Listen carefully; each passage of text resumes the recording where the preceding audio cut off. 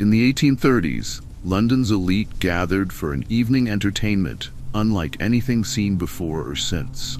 Invitations were sent to wealthy collectors, prominent academics, and curious aristocrats. They arrived dressed in their finest evening wear, champagne glasses in hand, ready for a spectacle. The entertainment was not a concert or a play. It was the public unwrapping of an Egyptian mummy. A 3,000-year-old corpse, shipped from Egypt, was placed on a table in the center of the room. An expert, often a surgeon or antiquarian, would carefully remove the linen wrappings layer by layer while the audience watched. Guests would lean in, fascinated, as the desiccated body was revealed. Jewelry was discovered. Amulets were examined. Organs preserved through mummification were sometimes visible. The smell was overpowering, a mix of bitumen, decay, and ancient spices. Some guests gagged. Others took notes. A few even took souvenirs, pocketing pieces of linen or small artifacts. This was not grave robbery conducted in secret. It was a social event, a fashionable gathering where the destruction of ancient human remains was considered sophisticated entertainment.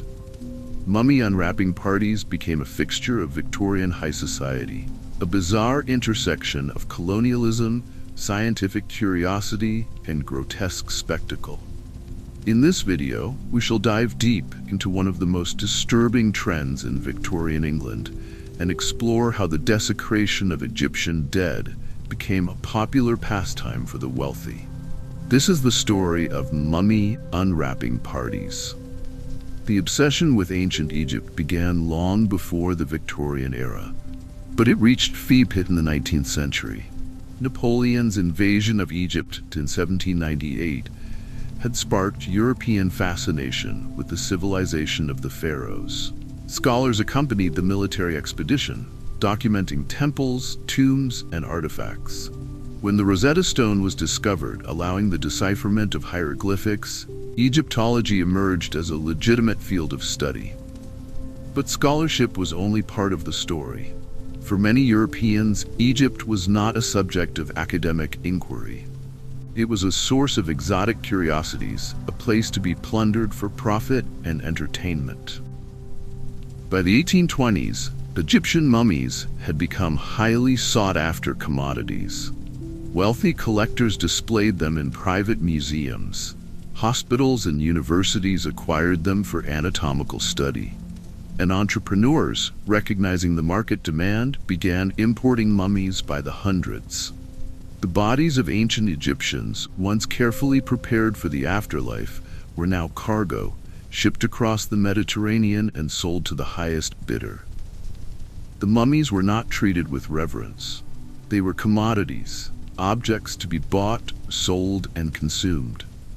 Some were ground into powder and sold as medicine, a practice that persisted despite having no medical value. Others were used as fuel. There are accounts of Egyptian mummies being burned to power steamships, their ancient bodies reduced to ash in industrial boilers. The scale of desecration was staggering. Thousands of mummies were destroyed, their remains scattered, discarded, or repurposed without a second thought. Into this environment came the mummy unwrapping party. The practice emerged in the 1830s and quickly became fashionable among London's elite. The format was straightforward. A host, usually a wealthy collector or a prominent surgeon, would acquire a mummy and announce an unwrapping event. Invitations would be sent. Guests would arrive, often in formal attire, treating the occasion as they would any other social gathering. The mummy would be placed on a table, and the unwrapping would begin. The person conducting the unwrapping was typically someone with a claim to expertise, a surgeon, a physician, or an antiquarian. The process was slow and deliberate. The linen wrappings were removed layer by layer, each strip carefully examined for inscriptions or amulets. The crowd would watch in rapt attention, commenting on the body's condition, speculating about the individual's age, status, and cause of death. Some unwrappings were conducted with quasi-scientific rigor, with notes taken and observations recorded. Others were pure entertainment, with the unwrapper playing to the crowd, building suspense and highlighting gruesome details. The appeal was multifaceted. For some, it was genuine curiosity about ancient Egyptian culture and burial practices. For others, it was the thrill of the macabre, the opportunity to witness something forbidden and strange. And for many, it was simply the novelty of it all, a chance to attend an event that was both shocking and socially acceptable. The most famous of these events was conducted by Thomas Pettigrew, a surgeon and antiquarian who became known as Mummy Pettigrew. Between 1834 and 1852, Pettigrew unwrapped numerous mummies in front of large audiences. His events were meticulously organized, with tickets sold and crowds numbering in the hundreds.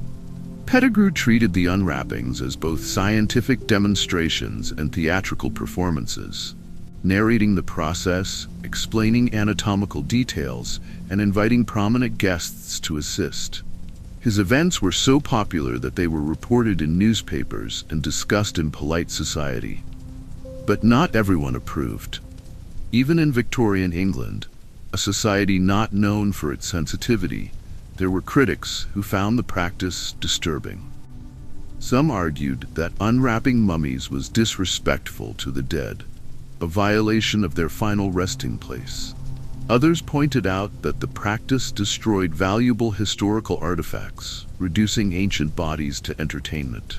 Religious leaders questioned the morality of treating human remains as curiosities. But the criticism was muted, overshadowed by the popularity of the events.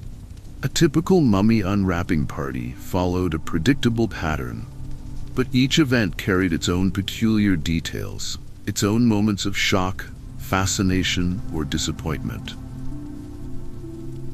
The evening would begin with guests arriving at the host's residence or a rented hall. The atmosphere was festive, almost celebratory. Champagne was served, conversation flowed. The mummy, still wrapped, would be displayed prominently, often on a raised platform or table. Guests would examine it from a distance, speculating about what lay beneath the linen. When the unwrapping began, the room would fall silent. The expert would make the first cut, carefully slicing through the outermost layer of wrappings. The smell would hit immediately. Mummies, even after thousands of years, retained a distinct odor, a combination of bitumen, resins, and decay. Some guests covered their noses. Others endured it, not wanting to appear weak. As the layers were removed, the tension built. What would be found? Jewelry, amulets, evidence of disease or injury. Sometimes the unwrapping revealed treasures: gold rings, scarab beetles, inscribed papyrus. These discoveries were met with excitement. The objects would be passed around, examined, and often kept by the host or sold to collectors. Other times, the unwrapping revealed horrors: bodies that had been poorly preserved, their flesh blackened and brittle. Evidence of violent deaths, broken bones, crushed skulls, signs of trauma. In some cases, the mummies were not ancient Egyptians at all, but more recent bodies, hastily wrapped and sold as genuine antiquities to unsuspecting buyers. These revelations were met with disappointment or occasionally dark humor. The process could take hours.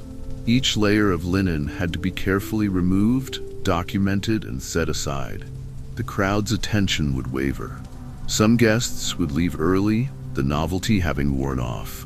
Others would stay until the end, determined to see the body fully revealed. Once the wrappings were removed, the body itself would be examined. The expert would point out anatomical details, the condition of the skin, the preservation of internal organs, the signs of mummification techniques. In some cases, the body would be dissected, with organs removed and analyzed. This was presented as scientific inquiry, though the methods were crude and the findings often inconclusive. The evening would conclude with the mummy's remains being either displayed as a curiosity, stored in a private collection, or discarded. Few of the bodies unwrapped at these parties were preserved for future study. They were consumed, literally and figuratively, by the event itself. The guests would leave, having witnessed something they would discuss for weeks. The host would gain social prestige, having provided an evening of unforgettable entertainment. And the mummy, once a person with a name, a life, and a belief in an afterlife, would be reduced to fragments, a footnote in the diaries of Victorian aristocrats. The practice of mummy unwrapping parties ignited controversy, though not as much as one might expect. Victorian society, for all its pretensions to morality and decorum, was remarkably tolerant of practices that today would be considered grotesque violations of human dignity. Ethically, the unwrapping parties were indefensible. They involved the desecration of human remains, the destruction of historical artifacts, and the commodification of ancient people's bodies. The individuals being unwrapped were not objects. They were people who had lived, died, and been buried according to their culture's sacred rituals. The Victorians, with no regard for these considerations, treated them as entertainment. The controversy was compounded by the colonial context. Egypt, in the 19th century, was under the control of European powers. The British, in particular, viewed Egypt as a source of resources to be extracted and exploited.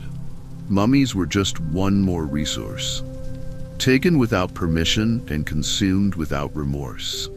The unwrapping parties were a manifestation of imperial arrogance, a belief that European curiosity justified the violation of other cultures' dead.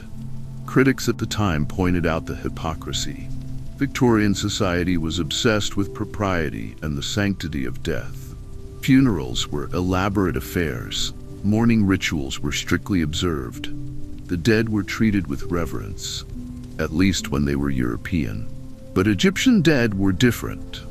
They were exotic, foreign, and therefore available for exploitation. The double standard was obvious, even to contemporary observers. Scientific objections were also raised. Scholars and archaeologists argued that the unwrapping parties destroyed valuable information.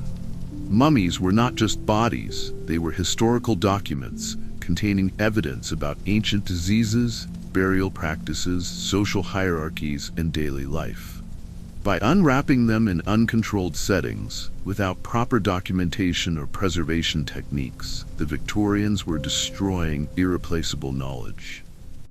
Each unwrapping was an act of vandalism, erasing history for the sake of entertainment. Religious leaders were conflicted. Some condemned the practice as sacrilege, a violation of the dead's sanctity. Others were less concerned, viewing the mummies as pagan relics rather than Christian dead, and therefore not deserving of the same protections. The inconsistency revealed the extent to which Victorian morality was shaped by cultural and racial biases. Public opinion was mixed. For every critic who condemned the practice, there were dozens of fascinated spectators willing to pay for tickets. The unwrapping parties were popular precisely because they were transgressive, because they offered a glimpse into the forbidden. The controversy, such as it was, only added to the allure. The practice also raised questions about ownership and consent. Who had the right to unwrap these bodies? The individuals who had been mummified had not consented to being displayed, dissected, or destroyed. Their families had buried them with the expectation that they would remain undisturbed. The Victorians ignored these considerations entirely, claiming ownership based on nothing more than the fact that they had purchased the mummies. Finally, the controversy lay in the legacy of the practice. The mummy unwrapping parties contributed to the destruction of countless artifacts and the loss of irreplaceable historical knowledge. Museums today are still grappling with the consequences, working to preserve what little remains and to approach Egyptian mummies with the respect they were denied in the 19th century. The immediate consequence of mummy unwrapping parties was the destruction of thousands of mummies, many of which could have provided invaluable historical and scientific information. Each unwrapping erased a piece of history, reducing a carefully preserved body to fragments and dust. For the individuals whose bodies were unwrapped, the consequences were total. They had been prepared for an afterlife according to their religious beliefs. The Victorians destroyed that. They violated the dead, scattered their remains, and ensured that the individuals they had once been were forgotten. The mummies unwrapped at these parties were rarely documented in detail. Their names, if they had ever been recorded, were lost. They became anonymous curiosities, their humanity stripped away. Scientifically, the consequences were severe. Modern Egyptology relies on the careful study of mummies to understand ancient Egyptian society.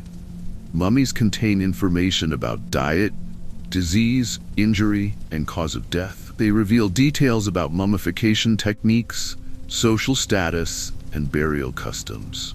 Each mummy destroyed in the 19th century was a loss to scholarship, a question that can never be answered. The practice also had consequences for the development of archaeology and museum science. The destruction caused by mummy unwrapping parties, along with other forms of artifact looting, prompted calls for more responsible stewardship of historical objects. By the late 19th and early 20th centuries, attitudes began to shift. Archaeologists and museum curators started advocating for preservation over exploitation, for documentation over display, and for respect over entertainment. Culturally, the unwrapping parties reinforced colonial attitudes toward non-European cultures. The casual desecration of Egyptian dead reflected a broader belief that non-European people, living or dead, were not entitled to the same respect as Europeans. This mindset justified countless atrocities, from the looting of artifacts to the exploitation of colonized populations. The mummy unwrapping parties were a symptom of a larger disease. Legally, the practice contributed to the eventual development of laws protecting cultural heritage. The destruction of mummies and other artifacts prompted Egypt and other nations to enact laws restricting the export of antiquities. International agreements, such as the UNESCO Convention on the Means of Prohibiting and Preventing the Illicit Import, Export, and Transfer of Ownership of Cultural Property, were influenced by the excesses of the 19th century. Psychologically, the unwrapping parties reveal something disturbing about human nature. The willingness of educated, wealthy, ostensibly civilized people to desecrate the dead for entertainment suggests that cultural norms, rather than inherent morality, determine what is considered acceptable. The Victorians did not see themselves as monsters. They saw themselves as curious, enlightened individuals. The parties were not hidden or shameful. They were public and celebrated. This disconnect is unsettling.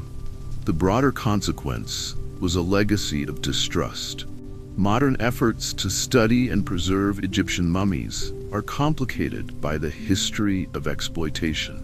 Egyptian authorities, understandably wary of foreign researchers, have implemented strict regulations on the study of mummies and other artifacts. The unwrapping parties of the 19th century created a legacy of harm that continues to affect archaeological work today. The legacy of Victorian mummy unwrapping parties is one of shame, destruction, and a cautionary reminder of the consequences of treating human remains as commodities. The practice has become a symbol of Victorian excess, colonial exploitation, and the dangers of prioritizing curiosity over respect. Historically, the unwrapping parties are remembered as an example of how scientific curiosity, when divorced from ethical considerations, can become destructive. The Victorians justified the practice by framing it as education and research. But the reality was that most unwrappings were entertainment, not scholarship. The knowledge gained was minimal. The destruction was immense. Culturally, the practice has been condemned as an act of colonial violence. The mummies unwrapped in Victorian parlors were the bodies of people who had lived, loved, and died thousands of years earlier. They were taken from their homeland, sold as commodities, and destroyed for the amusement of strangers. The practice is now recognized as a profound disrespect, not just to the individuals whose bodies were violated, but to the culture that had honored them. Ethically, the legacy of mummy unwrapping parties has shaped modern museum practices. Today, museums are far more cautious about displaying human remains. Mummies are stored in climate-controlled environments, studied using non-invasive techniques, and, in some cases, repatriated to their countries of origin. The shift reflects a growing recognition that human remains, no matter how old, deserve dignity and respect. Scientifically, the legacy is one of loss. The mummies destroyed in the 19th century could have provided answers to questions we are only now learning to ask. Advances in DNA analysis, isotopic studies, and imaging technology have made it possible to extract information from mummies that the Victorians could never have imagined. But those techniques can only be applied to mummies that still exist. The thousands destroyed at unwrapping parties are gone forever. The practice also left a cultural legacy in the form of mummy fiction. The Victorian fascination with mummies inspired countless stories, from Gothic horror tales to adventure novels. The image of the cursed mummy, awakened and seeking revenge, became a staple of popular culture. These stories, while fictional, reflected a subconscious unease about the desecration of the dead. The mummy's curse was a narrative way of processing the guilt of a society that had treated ancient bodies as playthings. Psychologically, the legacy of mummy unwrapping parties is a reminder of how easily atrocities can be normalized. The Victorians did not see themselves as vandals or grave robbers.